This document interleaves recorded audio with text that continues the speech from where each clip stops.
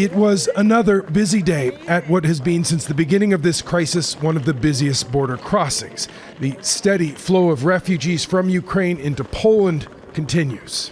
This refugee says Poland and other neighbors have helped, but what she hopes for most is the end of the war as soon as possible.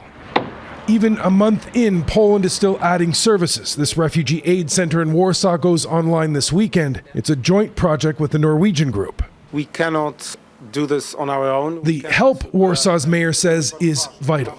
His city and the country are almost overwhelmed. Close to 2/3 of the refugees who've left Ukraine have left through Poland. The mayor says taking them in is one thing, keeping them is another.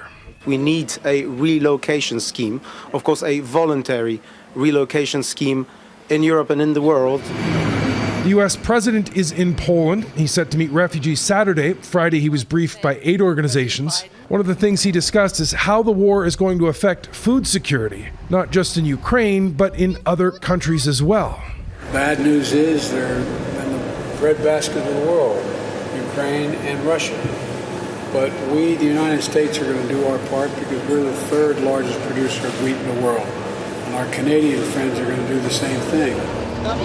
This week, the Biden administration announced it would provide more than $1 billion in humanitarian assistance and pledged to take in 100,000 refugees. Now, what is creating so many refugees are situations like this: devastation and death.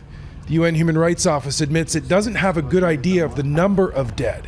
It will only say it's identified at least 1,035 civilians who've been killed. I say at least because we do not yet have the full picture of locations that have seen intense fighting. Now, as the number of refugees grows, so does hunger among those left behind. It estimates about 1 in 5 Ukrainians still in the country is now having trouble finding enough to eat. Mike Armstrong, Global News, Krakow, Poland.